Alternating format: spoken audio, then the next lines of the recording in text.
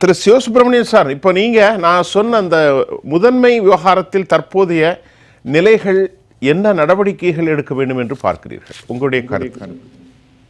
S, முதலாவது பார்த்தீங்கன்னா, இந்த இயற்கையை நாம் முழுமையாக அறுதிட்டு கூற முடியாது என்பதற்கு இந்த ஆண்டு கோடை நிலைமை நமக்கு உதாரணமாக இருக்கிறது. ஏனெனில் இப்பொழுது பார்த்தா நமக்கு கோடையில ரொம்ப நிலைமை மோசமா இருக்கும்னு நினைச்சோம். பட் ஆனா திடீர்னு இயற்கை மாறி நமக்கு நல்ல முறையில ஓரளவு மழையை பெய்து மக்களையும் மகிழ்ச்சி கொண்டு இருக்கிறது. ஆகவே பெரும்பாலும் தென்மேற்கு பருவமழை இன்னும் ஒரு வாரம் கழித்துதான் துவங்கும். ஆனால் இந்த ஆண்டு இப்பொழுதே துவங்கி விட்டது. அப்படி என்றால் நாமும் முன்னெச்சரிக்கையாக இருக்க வேண்டியது நமது கடமையாக இருக்கிறது. ஆனால் இதில் ஒரு பெரிய விஷயம் என்ன என்றால், இப்பொழுது கடந்த 2-3 மாதங்களாக கடுமையான இந்த வெப்ப சூழ்நிலையால் இப்பொழுது எவ்வளவு மழை பெஞ்சாலும் அப்படி இழுத்துக்கிற லெவல்ல இருக்கு. அதனால இப்போ மக்களுக்கோ மற்ற அரசுக்கோ எந்த விதமான பிரச்சனையும் இருப்பதாக தெரியவில்லை. ஆனால் இந்த நிலைமை தொடர்ந்து அடுத்து ஜூன் முதல் வாரத்திலிருந்து ஒரு மாசத்துக்கு நல்ல மழை பெஞ்சதுன்னா மீண்டும் நம்ம பழைய அக்டோபர் நவம்பர்ல எப்படியெல்லாம் பிரச்சனைகளை நம்ம அனுபவிப்போமோ அதே சூழ்நிலைகள் இருக்கும். இதை நம்ம வருஷம் பார்த்துக்கிட்டு இருக்கிறோம்.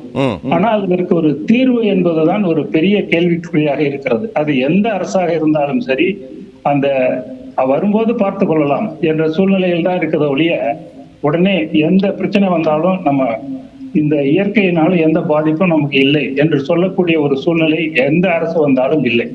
அது இந்த அரசுக்கு ரொம்ப முக்கியமாக சொல்ல வேண்டியிருக்கிறது. ஏனென்றால் எப்பொழுதும் வருகின்ற பொழுது பார்த்து கொள்ளலாம், அதுவரை நம்ம மற்ற வேலைகளை பார்த்து கொள்ளலாம் என்ற சூழ்நிலையில் இருப்பதால் தான் நமக்கு இப்பொழுது ஒரு பெரிய கேள்விக்குறியாகவே இருக்கிறது.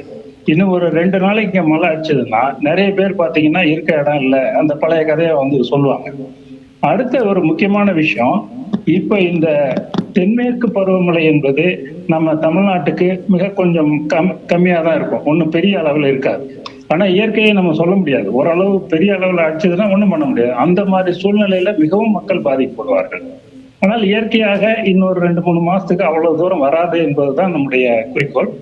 அதே போல வடகிழக்கு பருவமழை வந்தால் நாம் மிக கடுமையாக பாதிக்கப்படுவோம். ஆனால் இந்த சூழ்நிலைகளை எல்லாம் இந்த அரசு ஏற்கனவே தெரிந்து வைத்து இப்பொழுது பெய்கின்ற மழையை முழுமையாக தேக்கி வைத்து அது அதாவது அடுத்த ஆண்டுகள் வருகின்ற நிலைமைக்கு அதை சேமித்து வைக்க வேண்டியது இதனுடைய முக்கியமான குறிக்கோளாக இருக்கிறது. உதாரணத்துக்கு நாம் சொல்ல வேண்டும் என்றால், சென்னை குடிநீர் ஏரிகளை எடுத்துக்கொண்டீர்களானால் தற்பொழுது மொத்த கொள்ளளவு 13 TMC ஆக இருக்கிறது. இன்றைய அதனுடைய கொள்ளளவு 8 TMC தான் இருக்கு. இன்னும் 5 TMC கம்மியாக இருக்கிறது. சென்ற ஆண்டு இதே நாளில் பார்த்தா கிட்டத்தட்ட 5.6 TMC. சென்ற ஆண்டை விட இந்த ஆண்டு கொஞ்சம் நல்லா தான் இருக்கு. பட் இருந்தாலும் இன்னும் 5 TMC சேமிப்பதற்கான வாய்ப்புகள் இருக்கிறது.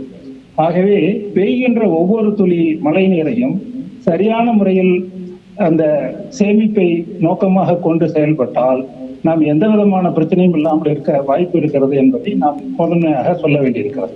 நன்றி சார். இரண்டாவதாக ஒவ்வொரு வீடுகளிலும் அந்த மழைநீர் எப்பொழுதெல்லாம் கிடைக்கிறதோ அப்பொழுது அதை தேக்கி வைப்பதற்கான ஏற்பாடுகளை இந்த அரசு தன் பங்காக ஏதாவது செய்து ஒரு ஹெல்ப் பண்ணி அதை சேகரித்தால் நிறைய வீடுகளில் இந்த தண்ணீர் பற்றாக்குறை இல்லாமல் பார்த்துக் கொள்ளலாம். ஏனெனில் இப்பொழுது 90% வீடுகளில் போர்வெல் தான் இருக்கு, கிணறே கிடையாது.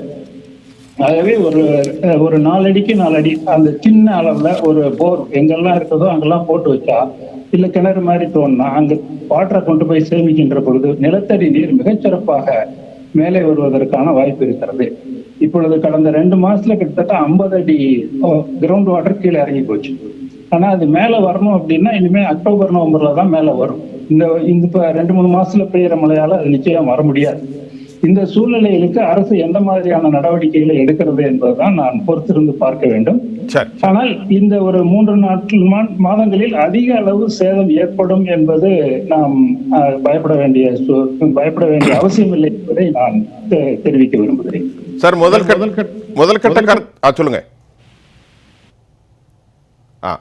சிவசுப்பிரமணியன் சார், முதல் கட்ட கருத்தை எடுத்துக்கிறேன்.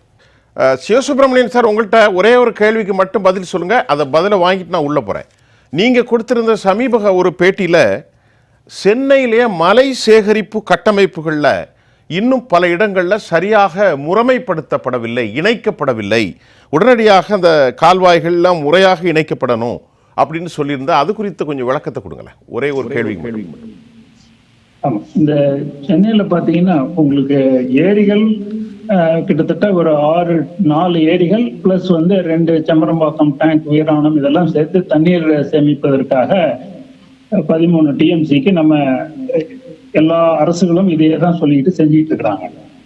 பட் இந்த கால்வாய்கள் எல்லாம் எப்பொழுதெல்லாம் மழை சின்ன பகுதியிலிருந்து போக வேண்டும் என்றால் அது நேரா வீணா போய், அதாவது ரெயின் வாட்டர் ஸ்டாம், இப்ப நம்ம கொஞ்ச நேரத்துக்கு முன்னாடி பேசின மாதிரி ரெயின் வாட்டர் ஸ்டாம்ல போறதுக்கு பதிலாக வேற எங்கேயாவது போய் சேரும்.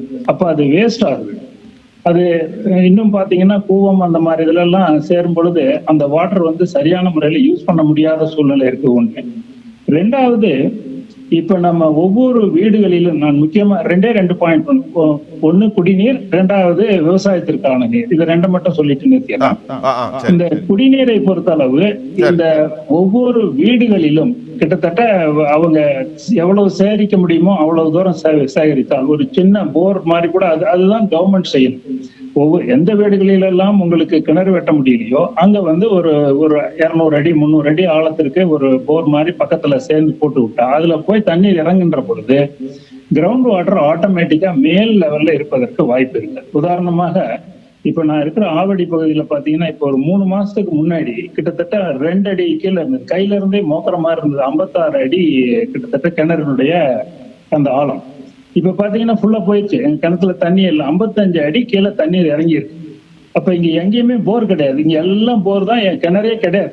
அப்போ இந்த வாட்டரை உட்செலுத்தணும்னா நீங்க நேரடியா பூமிக்குள்ளதான் செலுத்தணும், இல்லாட்டி கிணறு மூலம் செலுத்தணும். இது இல்லைன்னா ஆட்டோமேட்டிக்கா நீங்க கிட்டத்தட்ட கவர்மெண்டே தண்ணி கொடுக்குது, நமக்கு என்ன கவலை. ஆனா உண்மையில பாத்தீங்கன்னா ஆவடியில சப்ளை எல்லாம் கிடையாது, லாரியில தான் கொண்டாந்து ஊத்திட்டு இருக்காங்க.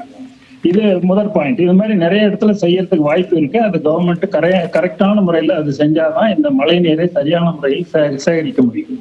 இப்ப ரெண்டாவது, இப்ப நம்ம பேச வேண்டியதுல இந்த குடிநீருங்கிறது ஒரு 5% 10% ரெயின் வாட்டர் தான் நம்ம பேசுறோம்.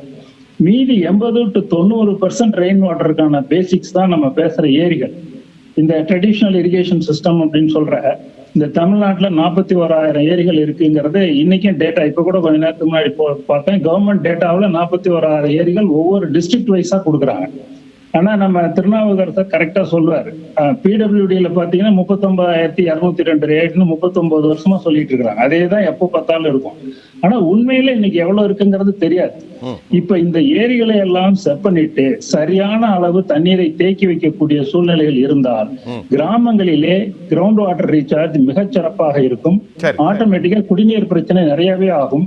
இப்போ ஒரு முக்கியமா ஒரு விஷயம் என்னன்னு கேட்டீங்கன்னா, நான் இந்த தமிழ்நாடு கவர்மெண்டினுடைய அக்ரிகல்ச்சரல் ரிப்போர்ட் ஒன்னு போட்டிருக்காங்க, அதாவது ரீசன்ட் ரிப்போர்ட்.